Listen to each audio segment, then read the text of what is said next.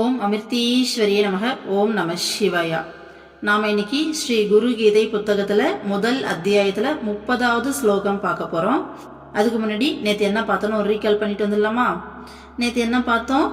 சிவபெருமான் பார்வதி தேவி கிட்ட சொல்கிறாரு, ஒரு குருவோடைய சத்குருவோடைய பாத சேவை செஞ்சா ஒரு ஜீவன், ஓகேனா நாம தான் ஜீவாத்மா, எப்படி சகல பாவத்திலிருந்து விடுதலை அடைஞ்சி தன்னுடைய உண்மையான ஸ்வரூபம் பிரம்மம் அப்படிங்கிறத உணர்வாங்களோ அந்த உண்மையை நான் உனக்கு சொல்ல போறேன் அப்படின்னு சொல்லிட்டு குருவோடைய திருப்பாதங்களுக்கு அபிஷேகம் பண்ண தண்ணிய அருந்தி, மீதி இருக்க தண்ணியை அருந்தினா குடிச்சு, மீதி இருக்க தண்ணியை நம்ம தலையில தெளிச்சுக்கிட்டோம்னா, ஓகேங்களா, ஒருத்தனுக்கு இந்த உலகத்துல இருக்கக்கூடிய சகல புண்ணிய தீர்த்தங்கள்ல குளிச்சா என்ன பலன் கிடைக்குமோ அந்த பலன் கிடைக்கும் அப்படின்னு சொல்லியிருந்தாரா? ஸோ இன்னைக்கு அடுத்த ஸ்லோகம் பாருங்க. சோஷணம் பாபபங்யஸ்ய தீபனம் ஞான தேஜஸ குரோ பாதோதகம் சம்யக் சம்சாரார்ணவதாரகம். ஒரு மீனிங் பாருங்க. பாபம் எனும் அழுக்கை கழுவி நம் உள்ளத்தில் ஞான ஒளியை தூண்டுகின்ற குருவின் பாத தீர்த்தம் பிறவி பெருங்கடலை கடக்க செய்யும். ஸோ நேத்து பாத தீர்த்தம் கிடைச்சா நம்ம குடிக்கணும், தலையில தெளிச்சுக்கணும்னு பார்த்தோமா? அதோடைய பலன் என்ன அப்படின்னா, சகல புண்ணிய தீர்த்தங்கள்லயும் நீரானா அந்த பலன் கிடைக்கும்னு சொன்னாங்க. ஸோ அதோடைய ப்ராசஸ் சொல்றாங்க பாருங்க. என்ன நடக்குமா? நமக்கு பாவம் அப்படிங்கிற அழுக்க கழுவி நம்மளுடைய உள்ளத்துல ஞான ஒளியை தூண்டுமா, ஓகேங்களா? ஸோ குருவுடைய பாத தீர்த்தம் பிறவி பெருங்கடலை கடக்க செய்யும்னு சொல்றாரு. நான் திரும்ப திரும்ப சொல்றேன், இங்க சிவபெருமான் அப்படிங்கிறவரு இறைவன், பரம்பொருள், பரமாத்மா. உங்களுக்கு பிடிச்ச இஷ்ட தெய்வமா பாருங்க, சமயத்தை வச்சு இதை பார்க்க வேண்டாம். ஏன்னா இறைவன் அப்படின்றவங்க ஒருத்தர் தான், ஓகேங்களா? நாம தான் அவங்கள பல மாதிரி பிரிச்சு வச்சு நமக்கு பிடிச்ச மாதிரி வழிபட்டுக்கிட்டு இருக்கோம். ஓகே, அது என்ன பாவம் அப்படிங்கிற அழுக்க கழுவி நம்ம உள்ளத்துல ஞான ஒளியை தூண்டுறது அப்படின்னா என்ன? இப்போ என்னோட லைஃபே எடுத்துக்கோங்க. ஏன்னா என்னால் என்னை பற்றி தானே முழுமையாக உணர முடியும். ஸோ அதனால என் லைஃப்ல இருக்கிற விஷயங்களை சொல்லி உங்களுக்கு புரிய வைக்க ட்ரை பண்ணுறேன், ஓகேங்களா? என்னோட குரு ஸ்ரீமதா அமிர்தானந்தமயி தேவி அம்மா இருக்காங்க இல்லையா, அவங்க லைஃப்ல வர்றதுக்கு முன்னாடி, ஓகேங்களா, லைஃப்ல வரணுனாலும் கண்டிப்பா அதுக்கு முன்னாடியும் முழுமையா அம்மாவுடைய கண்ட்ரோல்ல தான் இருந்திருக்கேன். அது எனக்கு இப்போ புரியுது, ஓகேங்களா?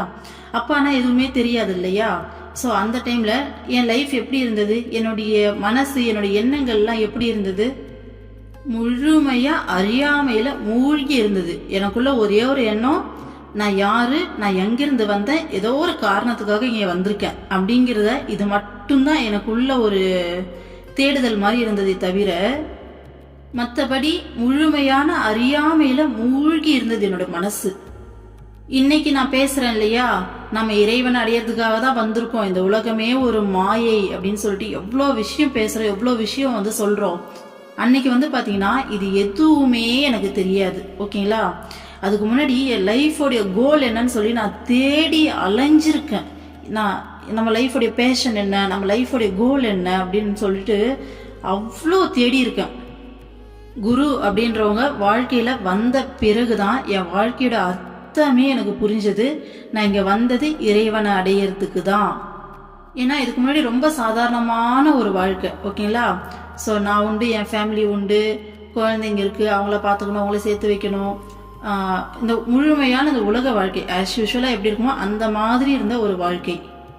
ஆனா இன்னைக்கு அம்மா கிட்ட வந்த பிறகு அம்மா பாத்தீங்கன்னா கிருஷ்ணா, அதுக்கு முன்னாடி கிருஷ்ணானா தெரியும், கிருஷ்ணான்ற ஒரு கடவுள் அப்படிங்கிறது மட்டும்தான் தெரியும். ஆனா அதை தாண்டி எதுவுமே தெரியாது, ஓகேங்களா? வேணா மகாபாரதம் சின்ன வயசுல எல்லாரும் கூடயும் சேர்ந்து பார்த்துருக்கேன். மற்றபடி கிருஷ்ணானா யாரு என்ன எதுவுமே தெரியாது. ஆமா, ஆனா இன்னைக்கு என்னுடைய உயிர், உலகம், என் வாழ்க்கை, என் மூச்சு, பேச்சு எல்லாமே கிருஷ்ணா தான். அந்த அளவுக்கு அந்த பக்தி உணர்வை அம்மா கொடுத்து, ஏன்னா இதுக்கு முன்னாடி பிறவியில நான் என்னவா இருந்தேன், இதுக்கு முன்னாடி எப்படியெல்லாம் வாழ்ந்திருக்கேன்னு எல்லாமே சத்குருக்கு தான் தெரியும், ஓகேங்களா? அப்போ எதை கொடுத்தா என்னால் இறைவனை அடைய முடியும் அப்படிங்கிறதும் அவங்களுக்கு தான் தெரியும். ஸோ அம்மா லைஃப்ல வந்த பிறகு கிருஷ்ணா மேல அந்த பக்தியை கொடுத்து, நான் இங்கே பிறந்ததே இறைவனை அடையிறதுக்கு தான். அதுக்காக தான் நம்ம பிறந்திருக்கோம், அதுக்காக தான் வாழ்ந்துட்டு இருக்கோம். நம்மளுடைய நோக்கம் அதுதான். ஸோ அதை நோக்கி நம்ம ஓடணும் அப்படிங்கிற இந்த அறிவு யாரால வந்தது? குருவால வந்தது. ஸோ இதுதான் பாவம் எனும் அழுக்கை கழுவி நம் உள்ளத்தில் ஞான ஒளியே தோன்றது. சரிங்களா? இதுக்கு முன்னாடி ஏன் எனக்கு இந்த அறிவு இல்லை? என்னுடைய கர்மா. ஓகேங்களா? எல்லாமே எங்க கர்மா தான். ஓகேங்களா? ஸோ என்னுடைய கர்மா என்ன அந்த அளவுக்கு அறியாமையில இந்த உலக வாழ்க்கையில மூழ்கி வாழ வச்சுக்கிட்டு இருந்தது. குரு லைஃப்ல என்ட்ரான உடனே அந்த பாவம் அப்படிங்கிற அந்த அழுக்க கழுவி இந்த ஞானத்தை கொடுத்துட்டாங்க. நீ இந்த உலகத்துக்கு, இந்த பூமிக்கு இறைவனாலேயேதான் வந்த, உன் லைஃபோடைய கோல் இதுதான். ஸோ இதை நோக்கி ஓடு. அதுவும் தனியாலாம் நம்ம ஓடக்கூடாதுல, ஓடுன்னு சொல்லிட்டு ஒவ்வொரு செகண்டும் கூட இருந்து நம்மள வழி நடத்துறாங்க. நம்மளுடைய ஒவ்வொரு வார்த்தையும் அவங்க கிட்ட இருந்து தான் வருது. நமக்குள்ள வர எண்ணங்களும் அவங்க கிட்ட இருந்து தான் வருது. ஸோ நமக்கு வர எண்ணங்களை எப்படியெல்லாம் ஹேண்டில் பண்ணலாம், எந்த மாதிரி வந்துட்டு எண்ணங்கள் வருது, நம்மளே வாட்ச் பண்ண வைக்கிறாங்க. ஒவ்வொரு நாளும் லெசன் தான். ஒவ்வொரு நாளும் வந்து பார்த்தீங்கன்னா என்ன சொல்கிறது, அந்த கரெக்ஷன் தான். ஒரு பேப்பர் எப்படி கரெக்ஷன் பண்ணுவாங்களோ அந்த மாதிரி நமக்குள்ள நம்மளையே கரெக்ஷன் பண்ணுறாங்க. கரெக்ஷன் பண்ணி பண்ணி பண்ணி பண்ணி ஒரு நாளும் நம்மளே மாற்றிக்கிட்டு ஓடிக்கிட்டு இருக்கோம். ஸோ இதுதான் பாவம் அப்படிங்கிற அழுக்க கழுவி உள்ளத்துல ஞான ஒளியே தோன்றுறது. இதை ஒரு சத்குருவால மட்டும்தான் பண்ண முடியும், வேற யாராலையும் பண்ணவே முடியாது. நீங்க கோவிலுக்கு போயிட்டு இறைவனை வணங்கினா கூட நீங்க என்ன வேண்டீங்களோ அது கிடைக்கும். ஓகேங்களா? ஸோ ஆனா இந்த ஞானம் வராது. ஓகேங்களா? ஒரு குரு மட்டும்தான் நீ கேட்கறத கொடுக்க மாட்டாங்க. உனக்கு என்ன தேவையோ, உண்மையாலுமே எது கிடைச்சா நீ நல்லா இருப்பியோ அதை கொடுப்பாங்க. உன்னை முழுமையா அக்சஸ் எடுத்து வழி நடத்துவாங்க. ஓகேங்களா? அம்மா நிறைய பஜன் பாடுவாங்க. ஸோ அந்த பஜன்லாம் கேட்க கேட்க கேட்க அப்படியே நம்ம உடல் மனம் எல்லாத்தையும் தாண்டி அந்த ஆன்மா நிலைக்கு, அப்படியே அந்த ஆன்மா உருக்கத்துக்கு இறைவனோட போயிட்டு அந்த ஒரு காம் ஸ்டேட்ல அப்படியே ஒன்றி போயிடுவோம். அந்த அளவுக்கு அம்மாவுடைய பஜன்லாம் இருக்கும். அதுலேயும் அம்மா கிட்ட நேரில் அந்த பஜன்லாம் போயிட்டு உட்காந்து நம்ம பார்த்தோம் அப்படின்னா, அதுவும் கிட்ட போயிட்டு உட்காந்துட்டோம்னு வச்சுக்கோங்களேன், தூரமாக இருந்தாலும் அந்த ஃபீல் கண்டிப்பாக கிடைக்கும். பட் கிட்ட இருக்கும்போது நமக்கு இன்னும் அம்மாவை நல்லா தெளிவாக பார்க்க முடியும் இல்லையா? ஸோ அப்படியெல்லாம் போயிட்டு உட்காந்து எல்லாத்தையும் விட்டுட்டு தனியாக போயிட்டு உட்காந்து பார்த்தோன்னு வச்சுக்கோங்களேன், நம்ம இந்த உலகத்தையே மறந்துடும். நம்ம வேற ஒரு ஸ்டேட்டில் அந்த 1 மணி நேரம் 2 மணி நேரம் வாழ்வோம். அப்படி இருக்கும். அந்த ஆன்மா வந்துட்டு அப்படியே வாழும். அப்போதான் அந்த ஆன்மாக்கு சாப்பாடு கிடைச்ச மாதிரி ஒரு ஃபீல் வரும், ஒரு திருப்தியாக இருக்கும். அப்படி ஒரு இறைவன் மேலே அப்படி ஒரு ஏக்கம், அப்படியே இந்த மனசெல்லாம் அடங்கி போய் இறைவன்கிட்ட அப்படி ஒன்றி இருக்கும். அம்மா ஒரு பஜனில் பாடுவாங்க, ஞான யோக அறிவும் இல்லை, கர்ம யோக துணிவும் இல்லை, பக்தி யோக அன்பும் இல்லை, பாதம் தன்னை பற்றி நின்றேன். ஸோ அதுதான் நம்ம நிலைமை. ஞான யோக அறிவு. ஞான யோகம்னா என்ன? ஆத்ம விசாரம். ஓகேங்களா?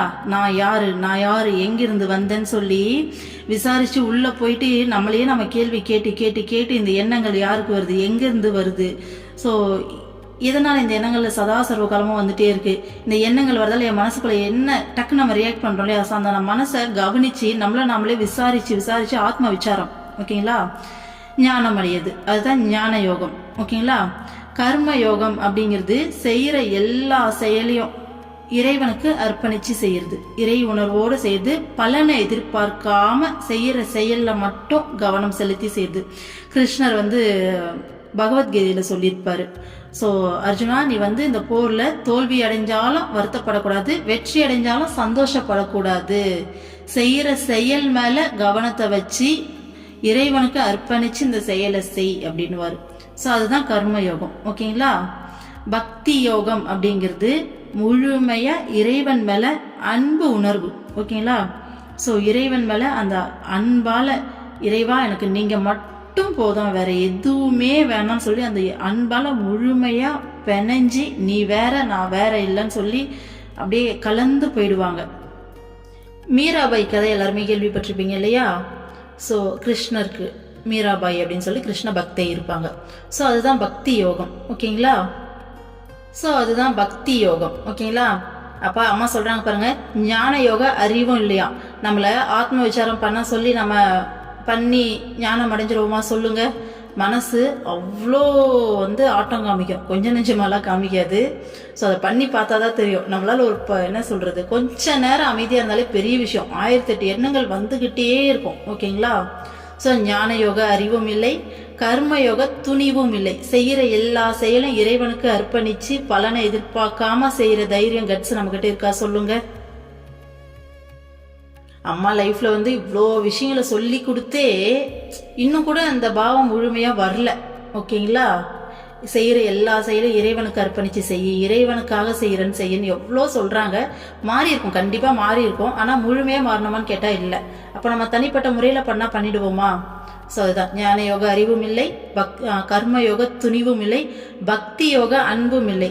பக்தி யோகம் அன்பு அப்படிங்கிறது இப்போ கடவுள் மேல, இறைவன் மேல, இப்போ கிருஷ்ணா மேலேயே அன்பா இருக்கேன் அப்படின்னு சொன்னாலும் இந்த அன்பு எனக்கு தானா வந்ததா? கிடையவே கிடையாது. இது அம்மா போட்ட பிச்சை. இந்த உணர்வை கொடுக்கறது அம்மா தான். இந்த உணர்வை கொடுத்து இந்த பக்தி மார்க்கத்துல கூட்டிட்டு போறது அம்மா தான். ஏன்னா இதுதான் தி ஈஸியஸ்ட் வே. அதுவும் இல்லாம நம்ம சொன்ன மாதிரி முன்ஜென்ம வாசனைகள்லாம் என்னென்னங்கிறது நமக்கு தெரியாது. ஓகேங்களா? ஏற்கனவே அந்த பக்தி மார்க்கத்தில் இருந்திருக்கலாம். அதனால இவளுக்கு இதை கொடுத்தா ஈஸியா இவளால ஏற முடியும் அப்படின்னு சொல்லிட்டு அம்மா இதை கொடுத்து கூட்டிட்டு போறாங்க. முன் ஜென்மத்து வாசனையாவே இருந்தாலும் அம்மா வர்றதுக்கு முன்னாடி இந்த எந்த ஒரு உணர்வுமே இல்லாம இந்த உலகத்துல சுத்திக்கிட்டு இருந்தோம். ஸோ அம்மா வந்த பிறகுதான் இது எல்லாமே கிடைக்குது. ஸோ அதுதான் ஞான யோக அறிவும் இல்லை, கர்ம யோக துணிவும் இல்லை, பக்தி யோக அன்பும் இல்லை. நான் பக்தி பண்றேன்னு சொன்னாலுமே அம்மா நிறைய நேரத்துல டக்கு டக்குன்னு ஃபீலை எடுத்து விட்டுருவாங்க. ரொம்ப ட்ரையா இருக்கும், சாதாரணமா இருக்கும் மனசு. அந்த ஒரு எங்கடா நேற்று வரைக்கும் நாம தானே இப்படி இருந்தோம் அப்படின்ற மாதிரி எல்லாம் இருக்கும். அப்பதான் தெரியும் இந்த உணர்வெல்லாம் நமக்கு வர்றது கிடையாது, அம்மா நமக்கு கொடுத்துருக்கிறது, அம்மாவுடைய பிளஸ்ஸிங் தான் நமக்கு இதெல்லாம் கிடைக்குதுங்கிற அறிவு அப்பதான் தெரியும். அப்போ இது எதுவுமே இல்லாதால உன்னுடைய பாதத்தை பற்றி நிக்கிறேன், என்னை காப்பாத்து, என்னை கரை சேரு அப்படின்ற மாதிரி அந்த பாட்டு வரும். அதுதான் குருவோடைய மகிமை. அதனாலதான் குருவோடைய பாத தீர்த்தத்துக்கு இவ்வளவு மகிமை இருக்குன்னு சொல்றாங்க. பாவம் அப்படிங்கிற அழுக்க கழுவி நம்ம உள்ளத்துல ஞான ஒளிய தூண்டும் குருவுடைய பாத தீர்த்தம் பெருவி பெருங்கடலை கடக்க செய்யும் அப்படின்னு சொல்லி இந்த ஸ்லோகத்துல சொல்லியிருக்காங்க. சரிங்களா? அடுத்த ஸ்லோகம் பாருங்க, ஸ்லோகம் 31. ஓகேங்களா? அஞ்ஞான மூலஹரணம் ஜன்ம கர்ம நிவாரகம் ஞான வைராகிய சித்தியர்த்தம் குரு பாதோதகம் பிபேத். அஞ்ஞானமாகும் வேரை அடியோடு அழிப்பதற்கும் பிறப்பு இறப்பு எனும் சக்கரத்தை அடியோடு களைவதற்கும் வேண்டிய ஞான வைராகியங்களை அடைவதற்கு குருவின் பாத தீர்த்தத்தை அருந்த வேண்டும். பாருங்க, அஞ்ஞானம் ஓகேங்களா அப்படிங்கிற வேற அடியோடு அழிக்கிறதுக்கும், அறியாமை அப்படின்னு வச்சுக்கலாமா, நம்ம மனசுக்குள்ள இருக்க அந்த அறியாமை அப்படிங்கிற வேற அடியோடு அழிக்கிறதுக்கும் பிறப்பு இறப்பு சக்கரத்தை அடியோடு களைஞ்சி, ஓகேங்களா, ஸோ அது களையிறதுக்கு நமக்கு ஒரு ஞானமோ ஒரு அறிவோ ஒரு வைராகியமோ வேணும்ல. ஃபர்ஸ்ட் அஞ்ஞானம் வேற அடியோடு அழிக்கிறதுனா என்ன? இந்த உலகம் உண்மை, நம்ம மனசுக்குள்ள தோன்ற எண்ணங்கள்லாம் உண்மை, நம்ம சுத்தி நடக்கிற எல்லா விஷயமும் உண்மைன்னு சொல்லி அந்த விஷயங்கள் கூட போராடிக்கிட்டு அதுக்கு ரியாக்ட் பண்ணிக்கிட்டு இருக்கோம் இல்லையா? ஸோ அதுதான் அஞ்ஞானம். அந்த அஞ்ஞானம் வேற அடியோடு அழிச்சு பிறப்பு இறப்பு சக்கரத்தை அடியோட களையறதுக்கு வேண்டிய ஞான வைராகியத்தை அடைவதற்கு குருவோடைய பாத தீர்த்தம் இருந்தணும்னு சொல்றாங்க. ஓகேங்களா? ஏன்னா பிறப்பு இறப்பு சக்கரத்தை அடியோட நம்ம களையணும்னா கண்டிப்பா அதுக்கான பாத்துல நம்ம டிராவல் பண்ணணும் இல்லையா? ஸோ ஃபர்ஸ்ட் இந்த உலகம் எல்லாம் மாயை, நம்ம இறைவனடைய தான் வந்திருக்கோம் அப்படின்ற அறிவு அந்த பாத்துல டிராவல் பண்ணும்போது அது ஒரு லாங் ப்ராசஸ் இல்லையா? நம்ம மனசை அடக்கி நம்மளுடைய வாசனைகள்லாம் எடுத்து நம்ம கர்மாக்களை கழிச்சு அது எவ்வளோ பெரிய ப்ராசஸ். அதுக்கு நமக்கு முதல்ல அறிவு வேணும், ஞானம் வேணும். இதுதான் உண்மை, இதுக்காக தான் நம்ம வந்திருக்கோம், இறைவனடைய தான் வந்திருக்கோம். ஸோ நம்ம இந்த மனசுக்கிட்ட இருந்து விடுதலை அடையிறதுக்காக தான் இந்த பிறவி எடுத்திருக்கோம். விடுதலை அடைஞ்சு இறைவனோட நம்மளுடைய உண்மை ஸ்வரூபத்தோட ஐக்கியமாயிடணும் அப்படிங்கிற அந்த ஞானம் வேணும் இல்லையா? அதை பண்றதுக்கு அடுத்தது வைராகியம் வேணும்ல. நமக்குள்ள வைராகியம் இருந்தாலொழிய நம்மளால இதை அச்சீவ் பண்ண முடியாது இல்ல.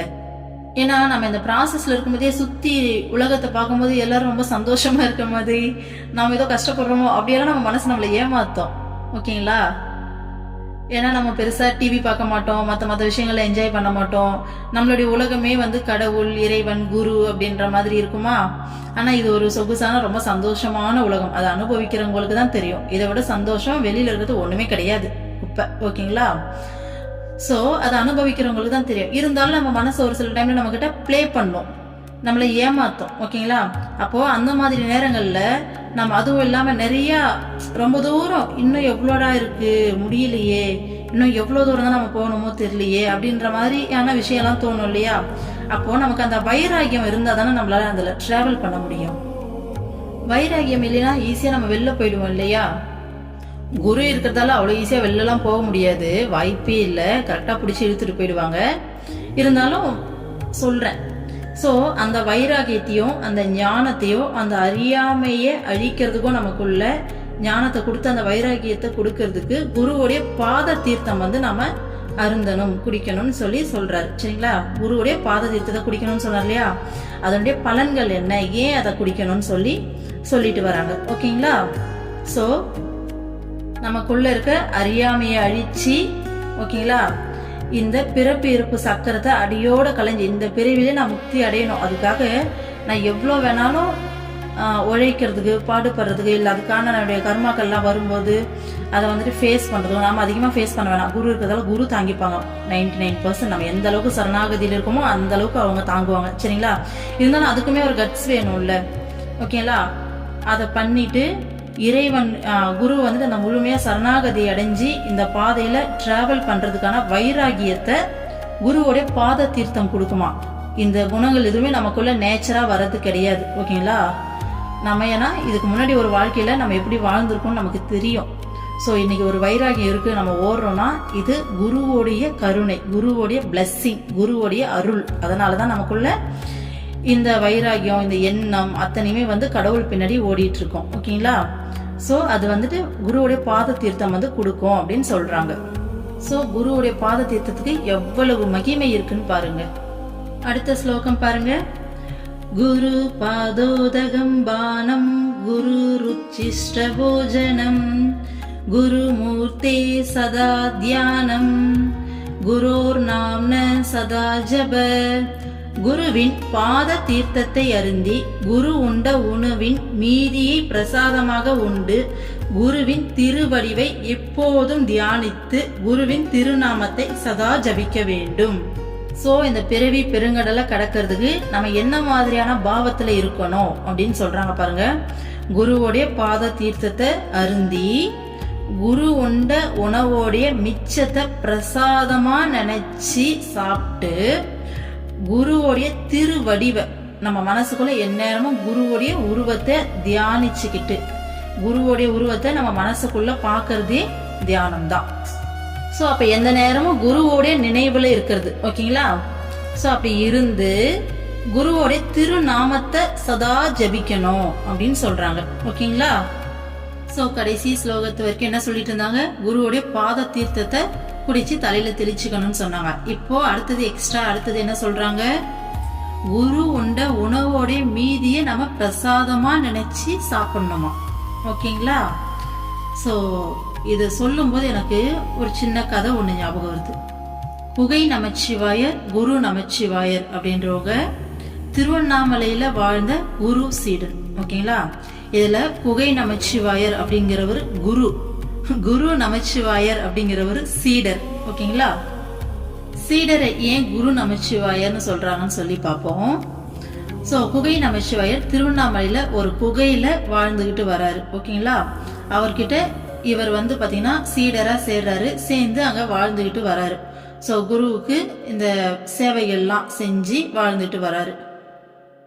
அந்த காலத்துல இந்த குருகுல கல்வியெல்லாம் பார்த்திருப்போம். சாதாரணமா அந்த கல்வியை சொல்லி கொடுக்கிற குருவுக்கே அவ்வளவு சேவை செஞ்சு அவ்வளோ பணிவோட கத்துக்கிட்டு வருவாங்க. நம்ம பழைய படங்கள்லாம் பார்த்திருப்போம் இல்லையா? ஸோ சத்குரு அப்படின்னா அவங்க எந்த அளவுக்கு அந்த சமர்ப்பண மனப்பான்மையில இருந்திருப்பாங்கன்னு பார்த்துக்கோங்க. ஸோ அந்த அளவுக்கு குருவுக்கு அந்த சமர்ப்பண மனப்பான்மையோட அவருக்கு சேவை செஞ்சு அவர் கூட இவரும் வாழ்ந்துகிட்டு வராரு. அப்படி வாழும்போது ஒரு நாள் இந்த சீடர் வந்து சொல்றாராமா, திடீர்னு தீ அணைங்க அணைங்க, அந்த சிதம்பரத்துல நடராஜர் சிவபெருமானுடைய கோவில் இருக்கும் இல்லையா, அவருடைய கருவறையில ஸ்கிரீன் போட்டிருக்காங்களாமா. அந்த ஸ்கிரீன் துணி பத்தி எரியுதாமா. அதுக்கு இவர் மேல போட்டிருக்க துணி எடுத்து இங்க அணைக்கிறாராமா. ஓகேங்களா? சோ அங்க இருக்கிறது அவருக்கு இங்க தெரியுது. இத பார்த்த குரு வந்து கவனிக்கிறாரு. ஓகேங்களா? குகை நமச்சிவாயர் கவனிக்கிறாரு. இவன் வந்துட்டு பாத்தீங்கன்னா அளவுக்கு அதிகமான ஆன்மீக முன்னேற்றம் அடைஞ்சிட்டான் அப்படின்றத வாட்ச் பண்றாரு. பண்ணிட்டு அன்னைக்கு வந்துட்டு அவருக்கு ஒரு சம்பவம் நடக்குது. என்ன பண்றாருன்னா, குகை நமச்சிவாயர் வாந்தி எடுத்துடுறாரு, வாமிட் பண்ணிடுறாரு. அவர் சாப்பிட்ட சாப்பாட்டை வாமிட் பண்ணிடுறாரு. ஸோ அவர் கையில அவர் பண்ண வாமிட்ட இந்த குரு நமச்சிவாயர் சீடன் இருக்காரு இல்லையா, அவர் ஓடி போயிட்டு கையில ஏந்திடுறாரு, குரு வாந்தி எடுக்கிறாரு அப்படின்னுட்டு. ஏந்தின பிறகு அவர் சொல்றாராமா, இத யாருடைய காலும் படாத இடத்துல போயிட்டு புதைச்சிட்டு வந்துடு அப்படின்னு சொல்லி அனுப்புறாரு. ஓகேங்களா? ஏன்னா குருவுடைய வாந்தி இல்லையா. ஸோ குரு சத்குரு அந்த காலத்துல சித்தர்கள் அவ்வளோ மகிமையானவங்க. ஸோ அப்படி சொன்ன உடனே இவர் வந்துட்டு போயிட்டு கொஞ்ச நேரத்துல திரும்ப வந்துட்டாராமா. வந்த உடனே என்ன யார் காலும் படாத இடத்துல புதைச்சியா அப்படின்னு சொல்லி கேட்டாராமா. புதைச்சிட்டேன், வச்சிட்டேன், நான் யார் காலும் படாத இடத்துல அதை வச்சிட்டேன் அப்படின்னாராமா. அப்படியா, எங்க வச்ச சொல்லு அப்படின்னாராமா. நான் சாப்பிட்டுட்டேன் அப்படின்னு இருக்காரு. குருவாலேயே இவருடைய செயலை தாங்க முடியல. இப்படி ஒரு பக்தியா, இப்படி ஒரு குரு பக்தியா அப்படின்னுட்டு, இதோட நீ என் கூட இருக்க கூடாது, ஏன்னா நீயும் குருவாயிட்ட. ஓகேங்களா? நீயும் குருவாயிட்ட, அதனால இதோட என் கூட வசிக்க கூடாது, நீ சிதம்பரத்துல போயிட்டு இரு. 2 குரு ஒரே இடத்துல இருக்க வேண்டிய அவசியம் கிடையாது, உனக்கு கிடைக்க வேண்டிய எல்லா ஞானமும் கிடைச்சாச்சு, நீ உயர்ந்துட்ட, நீ வந்து சிதம்பரத்துல போய் வசிக்க ஆரம்பிச்சிருன்னு சொல்லியிருக்காரு. அப்போ குரு அதனாலதான் இவருக்கு குரு நமச்சிவாயர்னு பேரு. ஓகேங்களா? இவருடைய செயலால குரு குகை நமச்சிவாயர்னா இவர் பேர் குரு நமச்சிவாயர். அப்ப இவரால் குரு விட்டு போகவே முடியல. ஒரே அழுது புரண்டு, அதுக்கப்புறமா வேற வழி இல்லாம நீ போய் தான் ஆகணும்னு சொல்லி அதுக்கப்புறமா வந்துட்டு போயிட்டு வசிச்சதா வந்து கதை கிடையாது, உண்மையா நடந்த சம்பவம். அதுக்கப்புறம் குரு நமச்சிவாயர் சிதம்பரத்திலே போயிட்டு அங்கேயே வாழ்ந்து சிதம்பரத்துக்கு பக்கத்துல இருக்க திருப்பெருந்துறை அப்படின்ற இடத்துல ஜீவ சமாதி அடைஞ்சார். இன்னைக்கும் அங்க அவருடைய ஜீவ சமாதி இருக்கு. ஓகேங்களா? சோ குருவோடைய எச்சில் சாப்பாட்டுக்கும் குரு சாப்பிட்டு வச்ச மிச்ச சாப்பாட்டுக்கும் அவருடைய அந்த பாத தீர்த்தத்துக்கும் இருக்க மகிமையை சொல்றதுக்காக தான் இந்த கதையை சொன்னோம். ஓகேங்களா? இந்த சந்தன மல்லிகையில் சாங் வரும்ல, வடிவேலோ ஒரு தங்கச்சி சேர்ந்து அம்மனுக்கு பாடுற மாதிரி, அந்த சாங்ல லைன்ஸ் வரும் பாருங்க. ஒரு வாய் சோறு உனக்கு ஊட்டி விட்ட நேரத்துல உலகம் பசி அடங்கி உறங்குதம்மா நேரத்துல. அடுத்த லைனு, உதட்டு பருக்கையில 1-2 சிந்துதடி, அதனா ருசி பார்த்தே மோட்சம் இங்கு வந்ததடி. ஸோ அம்மனை நினைச்சு உருகி இந்த பாட்டு வந்து பாடியிருப்பாங்க. அதுதான் உண்மை. இறைவன் வேற இல்லை, குரு வேற இல்லை அப்படிங்கிறது நம்ம மனசுல தெளிவா வச்சுக்கணும். லைன்ஸ்ல வர வார்த்தைகளை தான் இங்க சொல்லியிருக்காங்க. ஸோ குரு சாப்பிட்ட சாப்பாட்டோடைய மிச்ச சாப்பாட்டோடைய மகிமை என்னன்னு பார்த்துட்டோம். ஓகேங்களா? அடுத்தது குருவோடைய திருவடிவத்தை எப்போதும் தியானிச்சுக்கிட்டே இருக்கணும். மனசுல குருவோடைய திருவடிவத்தை நாம எப்போதும் நம்ம மனசுக்குள்ள பார்த்துக்கிட்டே இருக்கணும். அப்படி பார்த்தா நமக்குள்ள அந்த கெட்ட எண்ணங்கள் எதுவுமே வராது. நீங்க வேணா பாருங்க, நமக்குள்ள இந்த எண்ண ஓட்டங்கள்லாம் ஓடும்போது நம்ம குருவோடைய அந்த ஃபேஸ் நம்ம மைண்ட்ல இல்லாதப்பதான் எல்லாமே ஓடும். அவங்க ஃபேஸை நம்ம மனசார கொண்டு வந்துட்டோம்னா மனசு அடங்கும். ஸோ அதை தான் சொல்றாங்க, குருவோடைய திருநாமத்தை எந்நேரமும் ஜபிக்கணுமா. குருவோடைய திருநாமத்தை ஜபிக்கலாம். இப்போ அம்மா கிட்டலாம் வந்தீங்கன்னா அம்மா தீட்சை மந்திரம் கொடுத்துருவாங்க. ஓகேங்களா? நம்மளுடைய இஷ்ட தெய்வத்தோடைய தீட்சை மந்திரமே கொடுத்துருவாங்க. ஸோ நம்ம தீட்சை மந்திரத்தை எந்த நேரமும் சொல்லலாம், அம்மாவுடைய திருநாமத்தையும் சொல்லிக்கிட்டே இருக்கலாம். சரிங்களா? ஸோ இதெல்லாம் செய்யணும்னு சொல்லியிருக்காங்க. அடுத்தது பாருங்க, இதுக்கு பிறவி பெருங்கடலை கடக்கிறதுக்கு. அடுத்தது பாருங்க, ஸ்வதேசி கஸ்யைவ ச நாம கீர்த்தனம் பவதேனந்தஸ்ய சிவஸ்ய கீர்த்தனம் ஸ்வதேசி கஸ்யைவ ச நாம சிந்தனம் பவதேனந்தஸ்ய சிவஸ்ய சிந்தனம். சத்குருவின் நாமத்தை துதிப்பது பகவான் சிவனை துதிப்பதே ஆகும். குருவை சிந்திப்பது சிவ சிந்தனையே ஆகும்.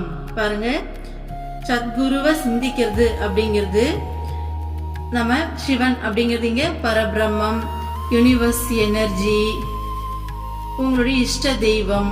ஓகேங்களா, நமக்கு மேல இருக்க ஒரு சக்தி, எப்படி வேணாலும் எடுத்துக்கலாம். ஓகேங்களா, சோ நம்ம சத்குருவை சிந்திக்கிறது அந்த இறைவனை சிந்திக்கிறது. ஓகேங்களா, அதே மாதிரி சத்குருவோடைய நாமத்தை துதிக்கிறது நம்ம இறைவனை துதிக்கிறது அப்படின்னு சொல்றாங்க. சரிங்களா, அடுத்த ஸ்லோகம் பாருங்க. யத் பாத ரேணுர்வை நித்யம் கோபி சம்சார வாரிதௌ சேது பந்தாயதே நாதம் தேசிகம் தமுபாஸ்மகே. யாருடைய பாதத்துகள்கள் பிறவி பெருங்கடலை கடப்பதற்கான பாலமாக ஆகிறதோ அந்த குருவை நான் வணங்குகிறேன். சோ சிவபெருமான நோக்கி பார்வதி தேவி கேட்டாங்களே யார வணங்குறீங்கன்னு. சோ அத சொல்றாரு, யாரோடைய பாத துகள்கள் பிறவி பெருங்கடலை கடக்கிறதுக்கு பாலமா அமையுதோ அந்த குருவை நான் வணங்குறேன் அப்படின்றாரு. ஓகேங்களா, ஆப்வியஸா நம்மளுடைய நான் அப்படிங்கிற தன்மையிலிருந்து நம்ம மனசுல இருந்து விடுதலை அடைஞ்சி நாம அந்த பிரம்மம் தான், நாம வேற, இறைவன் வேற இல்லை, இறைவனுடைய ஒரு துகள் தான் நாம அப்படிங்கறத நம்மள உணர வைக்கிறது குரு தான் இல்லையா. சோ இந்த நான் என்ற தன்மையிலிருந்து அந்த இறைவனா மாறுறதுக்கான அந்த பயணத்துக்கு பாலமா அமையிறது குரு தான் இல்லையா. சோ அவருடைய பாத துகள்களே அதை செய்யுமா. சோ அந்த குருவை நான் வணங்குறேன் அப்படின்னு சொல்றாரு. ஓகே, அடுத்த ஸ்லோகம் நாளைக்கு பார்க்கலாம். இதோட இன்னைக்கு ஸ்டாப் பண்ணிக்கலாம். ஓம் அமிர்தீஸ்வரி நமக. ஓம் நம சிவாய. சர்வம் கிருஷ்ணார்ப்பணம்.